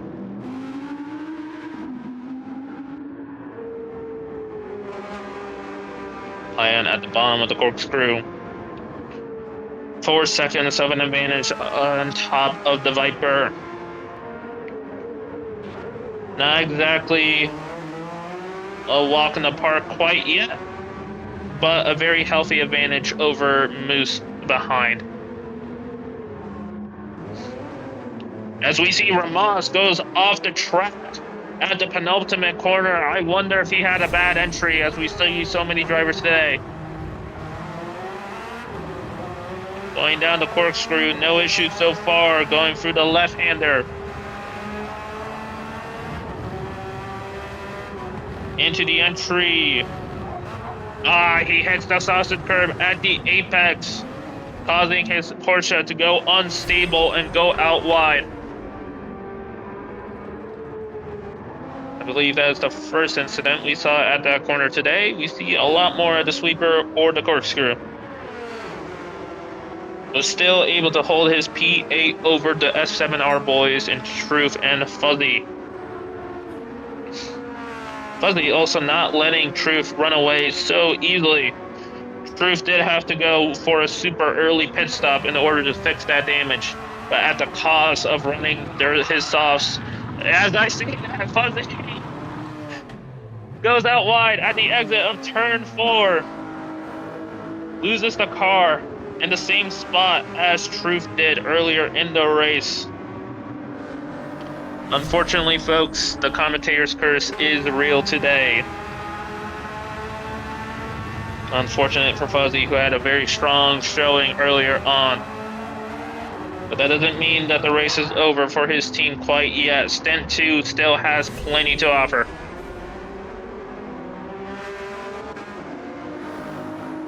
Red Bull now close behind.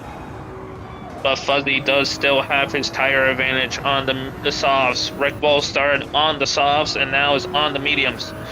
So unless Rick Bull is able to pull out a miracle out of these tires, I don't see Rick Bull being able to get ahead of Fuzzy. But anything is possible here now. 12 laps on the dash to go, now 11 to the end of stint 1. JP Scale back in P12. Starting his 55th tour of round 2. With PDX Vox not too far away behind, 4 seconds behind the Porsche ahead. Well, NVR White is just running away with the lead so far. 26 seconds, almost a full pit stop ahead of P2. Will his teammate in Stint 2 be able to put on a dominant performance as Super S2K has done today? We don't know. But luckily, there's a stream loading up very soon for you guys to see all about it.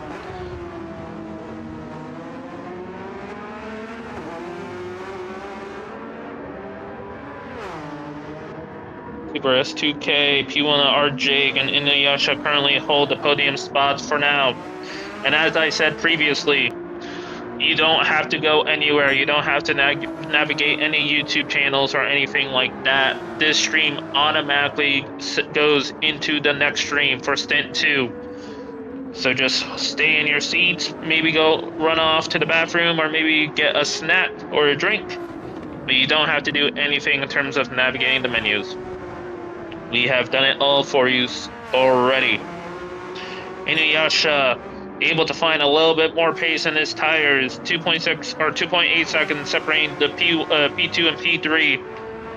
Will Inuyasha have enough in the tank to be able to make a contention for that P2 position? We're not quite sure quite yet. But these drivers are not afraid to put up dust onto the track. Plenty of them really trying to get as absolutely wide as they can on these corners.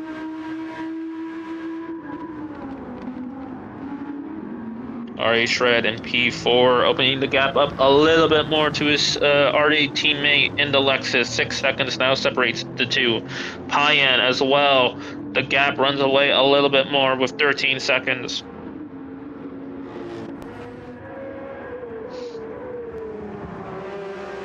He is able to open up his gap a little bit more to Moose, who has to let way by the race leader. Good showing of the Viper. Sportsmanship is necessary. I think he almost went wide a little bit on that corner. I saw the brake lights turn on for a moment. Ramas, even with that spin on the penultimate corner, still holds P8. Truth behind in 5 seconds, and I believe Fuzzy should be closer behind as well. Round 2, if I remember correctly. Oh no, 18 seconds. Fuzzy must have had an extra spin, it looks like. Because earlier on, even after the first, it was about 2-3 seconds separating two S7R drivers, but unfortunate for Fuzzy. But does that mean Fuzzy? Yes.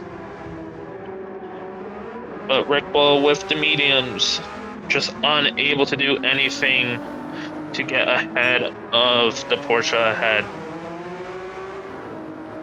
JP Scale going down the corkscrew.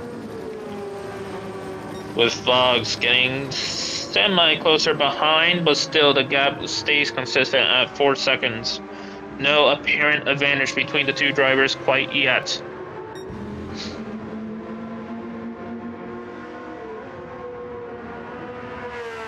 On the 60th tour, let's do an onboard of the race leader. Going down the corkscrew one more time.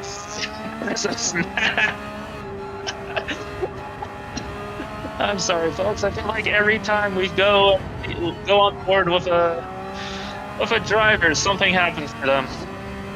But anyways, going around the final corner, ending his 59th tour and starting his 60th. In the lead of round 2, setting down a 22.2, 26 seconds ahead of P1R Jake, rounding turn 1, hitting his apexes, hitting his marks as well for turn 2, get on the power. Get himself to the left-hand side for turn 3. That sausage curve, don't hit it, but it is your apex. And the sector 1, a 10th down. Going a little bit wide on the exit of turn 3, but not enough to hurt his pace.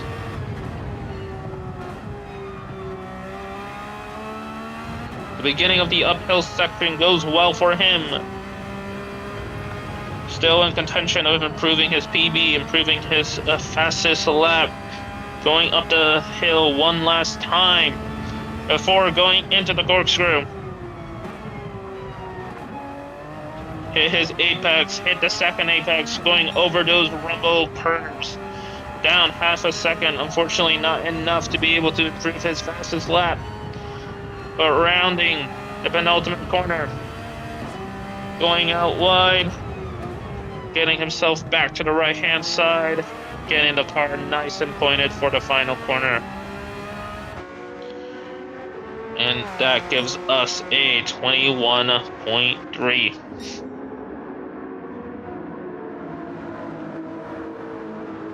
Let's see now. Inuyasha even getting closer and closer. Now the gap only 1.9 seconds separating the two. 2 seconds separating the two. Will Inuyasha have enough to be able to take that P2 away right before the final lap?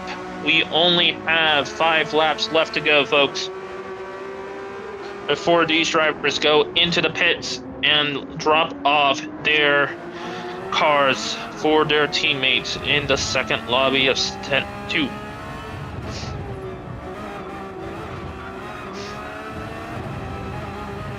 Going a little bit wide out of turn 3, doing everything he can, but he can't break concentration.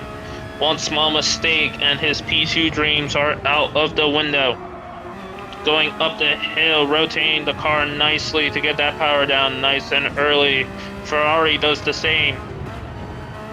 Into the sweeper, misses the apex a little bit, but still able to get on the power.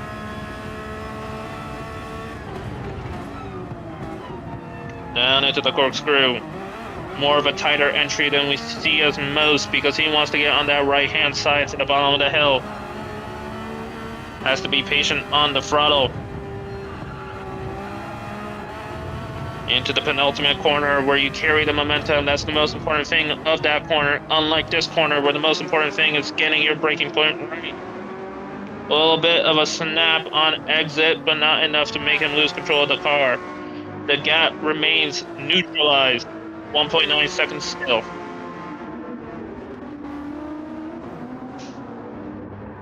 As we see Truth, Fuzzy, P9, P10 going into these closing laps of Stint 1. Now, as a reminder, Monkey did DC earlier in the race, but that doesn't mean his car and his team is out of it quite yet. They will be released into Stint 2 just with a bit of a formula in play to determine where they will be sent out.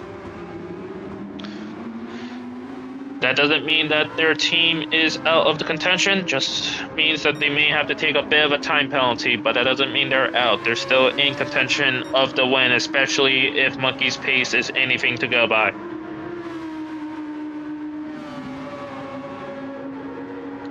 We are getting reports that they should be getting out 8 seconds behind of our P4 Shred. So he should be, that team should come out right in P5 or maybe right behind P5 and P6. Hey guys. Oh. Going up the hill, Street Tom in the Lexus. At this rate, that team should come out right in front of the Lexus. but that doesn't mean that they aren't going to be contending for the same position. Payan goes a little bit wide on the sweeper, but is able to keep the car pointed onto the track. I believe he also had the blue flags waved for Super S2K. While Super S2K was in P2 for a majority of the race, after the DC, he's put on a clinic. 20 seconds up from P2. No response by the Ferrari or anyone else on the field. Going a little bit wide on the gravel, but not enough to hurt him. RP2 navigating the corkscrew, opening up the gap from Inuyasha a little bit, 2.6 seconds, but being held up a little bit as well by the GTR ahead and S7R Truth.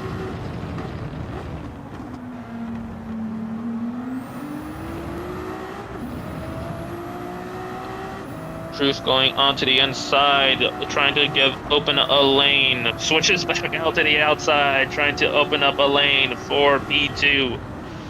He slots down the inside and makes his way past the left car.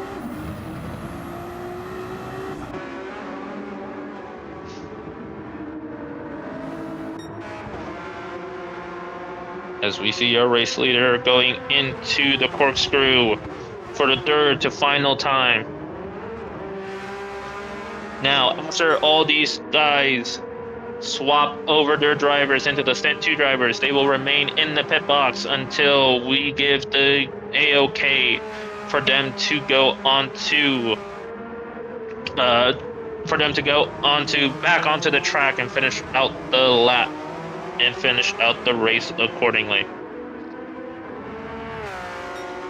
65th lap, second to last racing lap. NVR Team White able to just do everything they can correctly. Maybe not the fastest car today, but certainly the fastest car at the moment. As you see in the top right, the beginnings of the Stint 2 stream.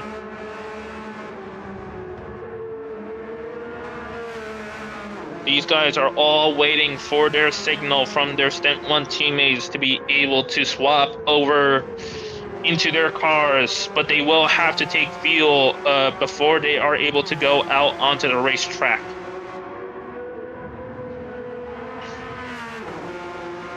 What tires will they take? No one knows.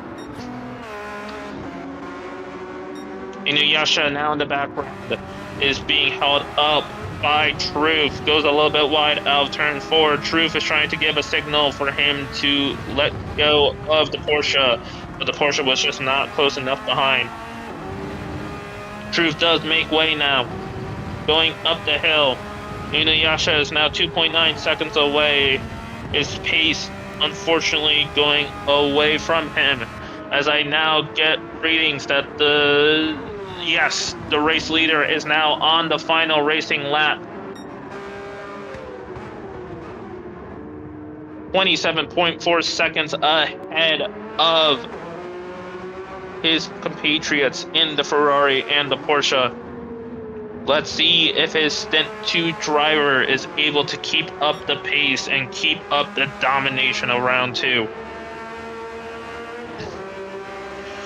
Rounding out of turn 4, going into turn 5. Up the hill for one last time, going into turn 6 of the fast sweeper. Navigating it nicely, doesn't have to push the pedal to the metal.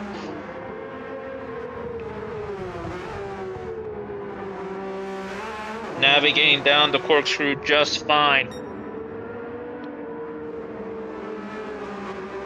At the bottom of the hill, through the penultimate corner, and now they start their pit entries, because now, very shortly, Super S2K will hand over his car to the next Stint 2 driver for his team. Like I said, you guys don't have to go anywhere. You guys can stay on this stream. Once it ends, it's gonna hop over to the Stint 2 stream.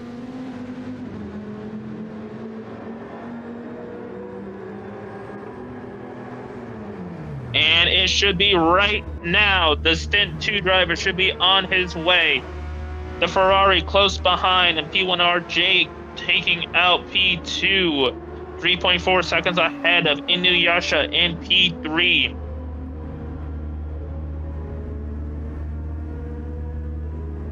I believe we are getting confirmation that Super S2K's teammate is filling up his tank as we speak. P1R Jake is now going into the pits at the pit box. Inuyasha at his pit box as well. Tread already on the entry of the pit lane in P4. Very soon now, as we see his pit crew go onto the into the pit lane.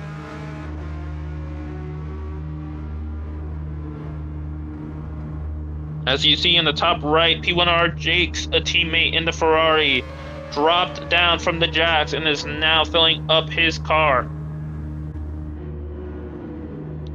Tread now into the pit box.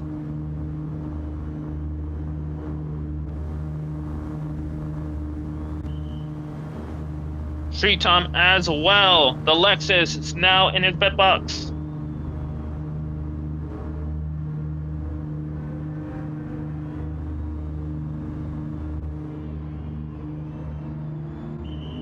High-end in P6. Porsche rolling into his box. The crew stopping him on his lines. Moose 10 seconds behind of P6. MMR Moose Viper now stopped. Ramas 11 seconds behind in P8.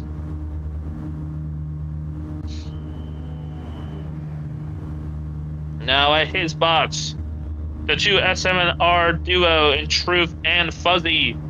GTR stopped at his marks. Fuzzy soon to come.